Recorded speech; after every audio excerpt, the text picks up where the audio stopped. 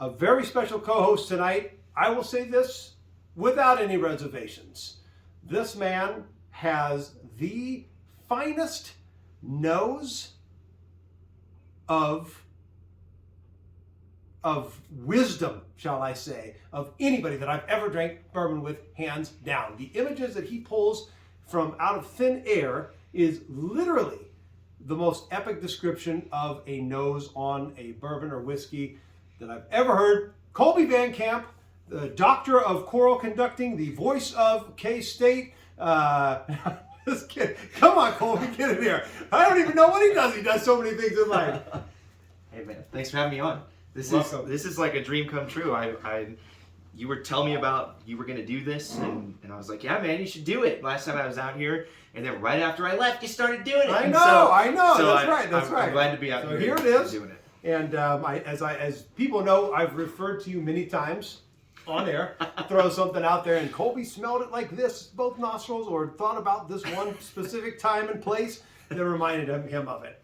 Kolby, I have beads of power for you. I have a braid over here that you may or may not lick by the time the end of the night is, right here. If you want to see the L of these recently, I don't even know what I'm talking about. Here we go. I love having on this. This is Faith and Conviction. This is a blend of 8-year-old, very old St. Nick, of course, Julian Van Winkle, grandson of Pappy Van Winkle, started this. Company's no longer working with them, but he started very old St. Nick, and I am a huge fan of these rye whiskeys. We're going to do the first tasting of this, of these 2 bottles exclusively. That's going to be on Epic Bourbon Tastings. So I'm excited for it, man. It's going to be great. I can't wait to hear what you say. I'm just literally, this is going to be one of the very few episodes that I shut the hell up and get out of the way, and just you can tell me what you're smelling and tasting, because every time you say it, I'm like, oh yes, I can see where you're coming on that one. You're basically going to tell me what I'm tasting and smelling on this, okay? And I don't say that with any of the co-hosts. Well, can I at least explain my philosophy on how I do this real fast? Like I said. Okay, well, Get out of the way. So there's a channel that I started watching when I first got into whiskey called the Whiskey Ball, and these guys, they talk about your olfactory senses, so your senses of taste and smell are connected to your memories. And you know, when you walk into grandma's house and you smell her cookies and you're like, oh, that's grandma's house, right? Or you walk into a room, you smell cookies, you're like, bam, grandma's house. I walked into a room the other day, I smelled my grandfather's pipe tobacco, and I was like, wow, Grandpa John, right there. And it just immediately took me right back to it. That's what whiskey does. And so to come up with these zany ways that I smell and taste these whiskeys, and it sounds stupid because I just go off on this tangent about, oh, I smell this, this, and this. That's how I do it. I try to connect it to a memory, and I just get out of my own way, and the first thing that comes to mind, that's how I talk about it. Yeah, but it's quick. I mean, a lot of times people are sifting through, you know, the flavors or the whatever it is that they're the back end, the front end, the nose. And I think just like a fantastic soccer coach that won 900% of their games, I don't even know who that would be sitting at this table. You can see a play, you can recognize what's happening on the field, and it's like a decisive action that you take. This is what needs to happen. Sure. And so I feel like you have a gift for this. I'm not just saying that. You are able to decisively say, this is what I'm smelling, this is what I'm tasting, this is what it reminds me of. I love it, man. I appreciate that. I mean, usually I run the show on Epic Bourbon Tastings. Not today. Let's go. I can't wait to hear. We pregame, by the way, with Anderson Club, this beauty of a bottle right here, which you can't really get anymore. And, oh, man. It was unbelievable. And you said raspberry, and I was like, zing, and you're like this. I said, oh, yes, I was just lapping it up like biscuits and gravy on a Sunday morning. Okay. Kolby, can I get an amen? Amen. Yeah, I love it. Okay. All right. Faith and Conviction.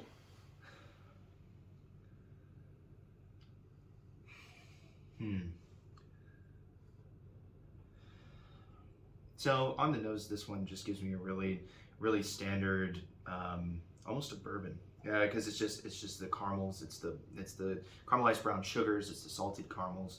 But there's a saltiness there too. That it's like you know how Scotch kind of has like a brine to it, especially when you get like a peated Scotch. Yep. It's not smoky at all like a peated Scotch, but there's a brine to it. That's it's very pleasant. it's very pleasant indeed. One of these days you're gonna have to. I gotta crack this open for you. It's my third bottle that I've The had. Voyage 22. Nice. It has that salt. It has that little bit of sea salt. I've heard nothing but terrible things about the Jefferson's Voyage.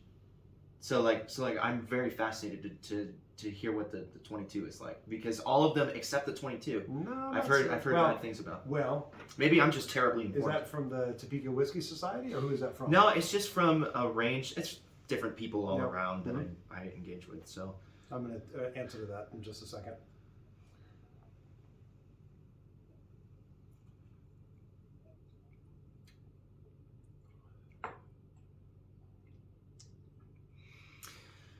So I get a very distinct, like a cedar pine. This is a very Christmassy kind of bottle to me, and I say that ironically that it's very Old Saint Nick. But there's it's like chestnuts roasting on an open fire. Just like immediately came to my mind. Nat King Cole just wailing on this thing. Keep going. Well, And the very end of it is definitely the wood takes over. At the very end of it is where it gets to the chestnuts. It's like roasted pecans and salted cashews, and my grandmother's recipe for dressing at Thanksgiving. We take the slivered almonds and I put just a little bit of brown sugar when I browned them. Okay. And that's what it reminds me of. And then you put it in this dressing. And it reminds me of my grandmother's dressing. Like that's unbelievably specific, and I'm so sorry because nobody will have tasted my grandmother's dressing, but this is exactly what it reminds me of. Along with the salt though, because I also put just a tiny bit of salt on the top when it's finished. Certainly, I can taste the salt when you say it, and that third taste. Supposed to be the golden taste, right? Your third taste of any glass of whiskey is supposed to be the truest sense of your taste buds embracing your olfactory senses and wrapping everything up. So this second taste for me, wow, that really opened it up into like burning wood. My parents have a wood burning furnace, and they spruce is really difficult to burn in this furnace, but when it burns, it has a very specific smell. Okay. Yeah. And that's what it reminds me of. So like spruce wood, it reminds me of memories of going out with my mom in the middle of the night, like to put wood in this furnace in like December and the snow's coming down. And I'm from Kansas, and in Kansas, like the wind is 60 miles an hour all the time. The wind chill is terrible. It could be 30 degrees outside, but it feels like -10 because there's a -40 wind chill. So it's very woody, very woody. The oak casks are really coming out on this one. Okay, so this one here is the Immaculata. Plums. Ooh. Plums. Ah. It just struck me. Plums. Oh, hold on. Quickly from the bottle. Like plums that are covered in milk chocolate. I taste it.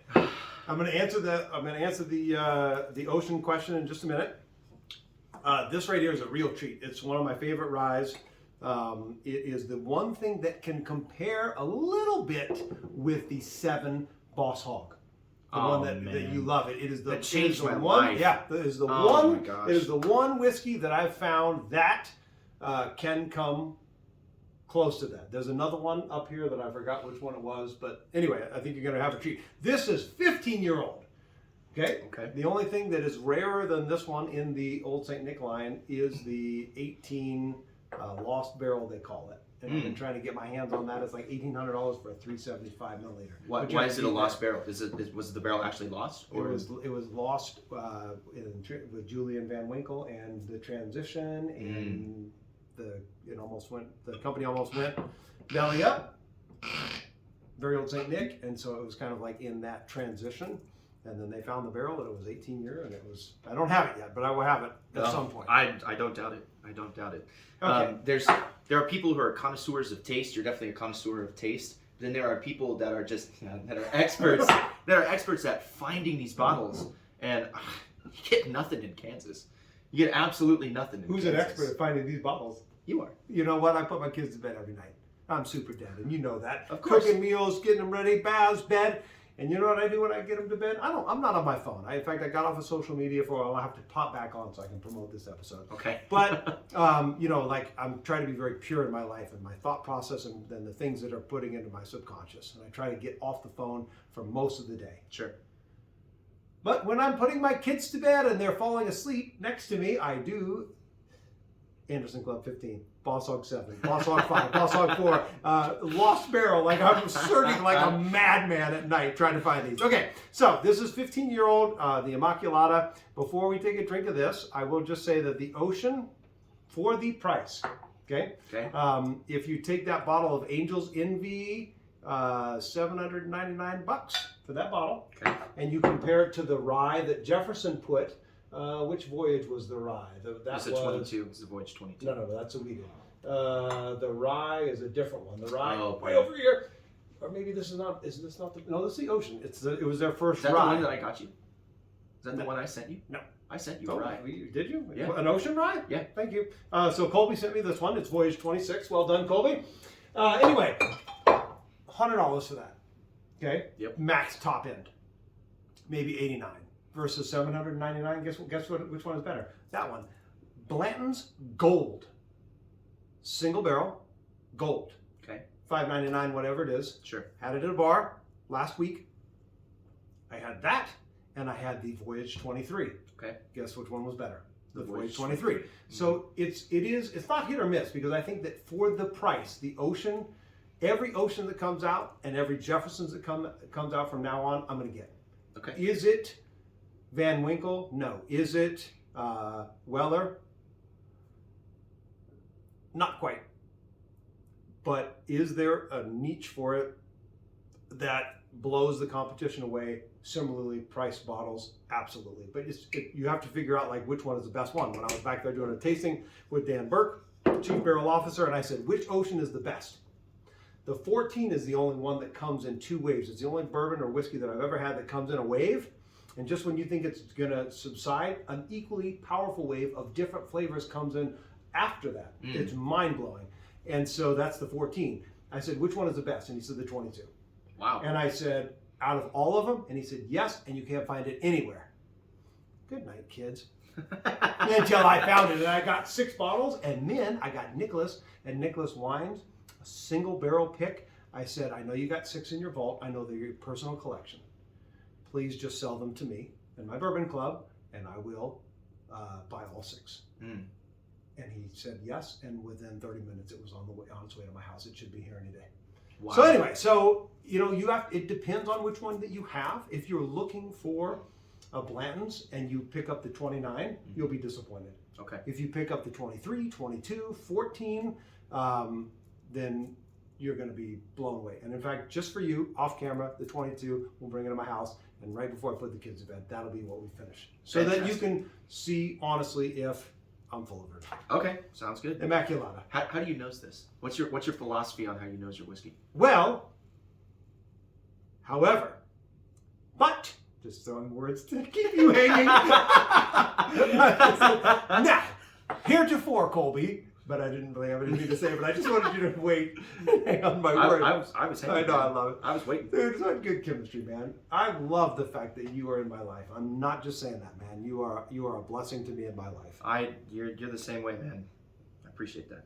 So, the first time I smell it, I have my mouth closed. Mm. The second time I smell it, I have my mouth open and I make sure that I do both nostrils.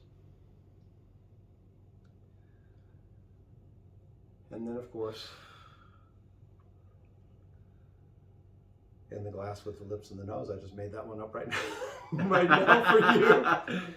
And then finally, as I'm taking that, so you go ahead and tell us what you smell because I'm getting into this because I love it so much. So my dad and I, we used to make pens, and he had a lathe in the basement, and we'd go to Penn State Wood Turning Industries. We'd buy blanks of wood. We'd buy these kits. We'd make these kits. And this reminds me, I made a pen called a Polaris. Okay. And I think I actually made it for one of my professors. There's a gift that I gave to him because I really appreciated the work that he poured into and invested in me. Okay. And I took a cherry wood, This is like straight cherry wood with just a hint of wax and a little bit of varnish, and it's sweet, but there's a mustiness to it as well. I love it. It comes from the 15 years spent in the barrel, most definitely. Get it, man. Get it. Bexon's, Lena's not done with her lessons. Bexon keeps haggling me about going, so can me and him go sledding? Absolutely. Yep. Okay. And that was my number one son right there that just made a little cameo bonus points appearance offside. Dude. Whoa. I can't wait. Did you taste it? It's bitter. Whoa. It's like German chocolate. It's like if you took German chocolate and made like a hot chocolate out of it. There's a bitterness on the end, but it's a very pleasant bitterness. God, I don't know if there's anything else that I could describe that's pleasantly bitter. Doesn't it taste a little bit like a red hot at the end? Like a red hot? Like a cinnamon red hot? No. No, I get cinnamon on that back end, man. I don't Big do time. cinnamon. You don't do cinnamon, or you don't feel the No, cinnamon? no, I love cinnamon. Eucalyptus? Maybe a little bit, yeah. So like Australian- halls. like those. Like- Like halls. I get like You're not feeling this one, are you? It's interesting. I don't dislike it. Mhm. It's just this is a far different profile. It really cleared out my sinuses like halls. Like, wow. What's the ABV on this? What's the percentage? I love it. I can't read, man. 57.05. That'll do it. Are you sure it says? I think it says 59.05. I'm nearsighted, so there we go. Okay, that one was 54. Dude, I love this, man. But you know, I am the guy that likes the cask strength, in your face kind of whiskeys. But wow, right up on the front, right on the tip of my tongue, peach cobbler. It's like peach cobbler. There's a pie crust involved. My wife makes a very specific pie crust. She has like a homemade pie crust recipe, and it goes over the outside of the pie tin, and it rolls around and it curls under as it bakes, and that's what reminds me of. And she puts just a hint of. Now that you've said cinnamon, it puts a hint of cinnamon. Yes, Yeah. I was not wrong. Okay, Kolby, and almost messing this up. Gonna proof it down. Well, no, I just want to see what it tastes like with one little tiny drop. I'm gonna put yours too. I dribbled most of it there so that I wouldn't get it, mess it up in the glass. You ever put it on your hands? You ever rub it on your I hands? love doing that. I found that I get the truest profiles when I rub it on my hands. Yeah. So like,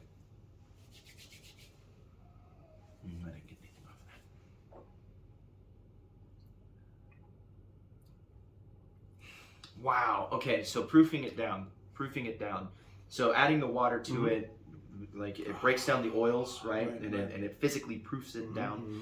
Wow, that brought out like there's an ash tree outside my parents' house next to a cornfield, and it just jumps off the page at me.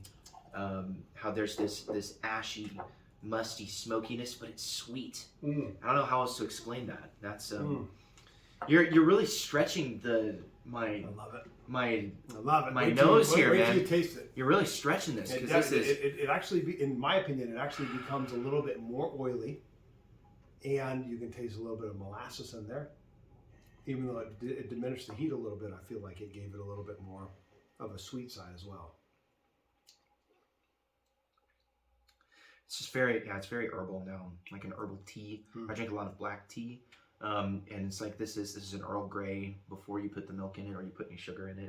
It has that slight bitterness to it, but it's a very pleasant bitterness. And then as it finishes, that's when it develops and it gets sweeter. So yeah, this is like an Earl tea on a nice day in England. It's very nice. Which one do you like better? These two.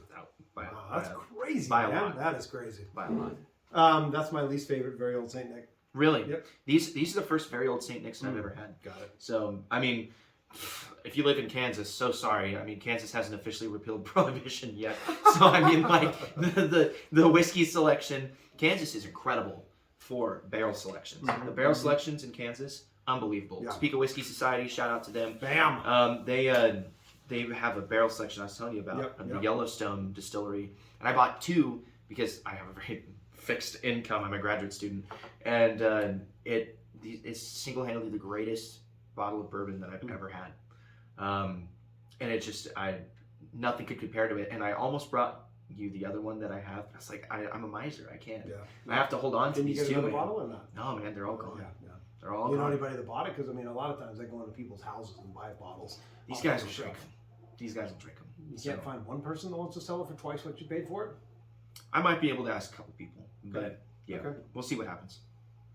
Ladies and gentlemen, Kolby Van Camp with one last little taste to send us off into the evening. Yeah, I mean, it's just there was a tea that I had when I was in Iceland that this reminds me of. Is more towards like a green tea. It was a lighter tea, and I know I just said herbal tea, like black tea and green tea are so vastly different, but this is now turning into, because these are rye based, right? Yep. So that rye is really jumping out of the page on me, but it's almost like there was a malting to it. There's like a Scottish accent on this, where like the like a space side. It really strikes me like that. It's not an Isla, it's not peated, but it's still very pleasant nonetheless. Man, these are great bottles. I'm humbled that you picked them out for me. I appreciate that. Can I get a bam for the camera? Cheers, everybody.